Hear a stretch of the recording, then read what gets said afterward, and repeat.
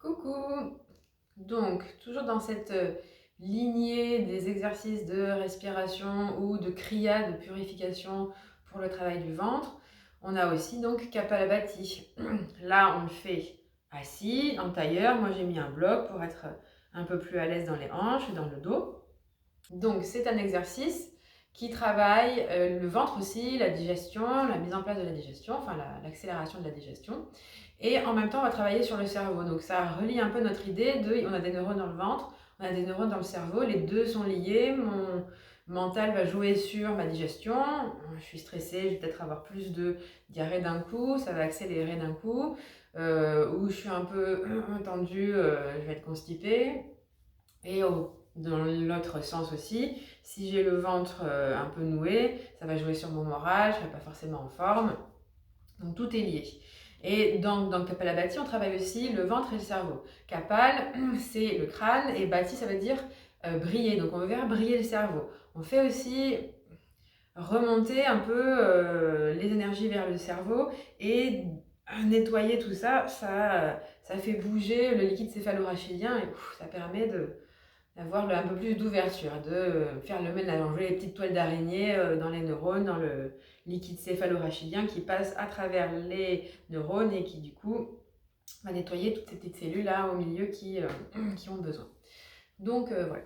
Donc Kapalabhati, on peut comme tous les pranayamas y aller tout doucement au début, faire des respires très lentes pour le sentir. C'est sur l'expiration seulement, ce qui nous intéresse. C'est comme Swana Pranayama finalement, sauf que dans le Swana Pranayama, bouche ouverte, et on était un peu penché à l'avant pour essayer de sentir le ventre pour le Uddiyana. Là, on est assis, droit, et on travaille avec le nez, la bouche fermée.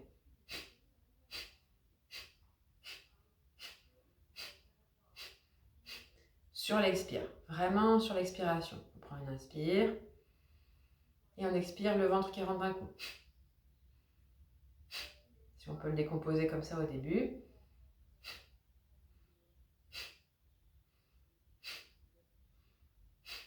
Là, je fais l'inspire un peu entre les deux, mais après, finalement, on se rend compte que quand on fait expire, expire, l'inspiration se fait dans le contretemps et on n'a plus besoin d'y penser, ça se fait tout seul. Je pense qu'à expirer et à synchroniser en même temps mon ventre qui rentre vers la colonne d'un coup sec. Comme si un peu j'éternuais. Ça fait un peu tout seul.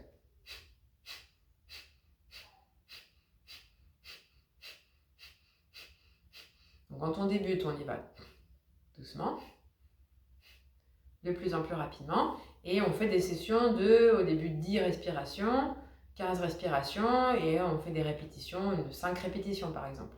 On fait donc une quinzaine de respirations.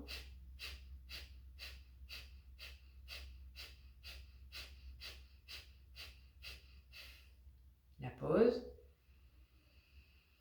On reprend le souffle. On permet déjà d'observer les effets. On reprend.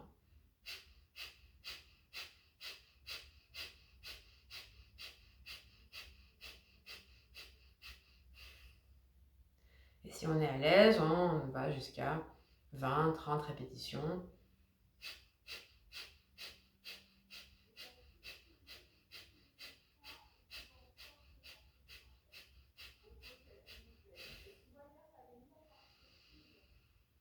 On retrouve son souffle, on observe l'effet, et dans le système digestif, et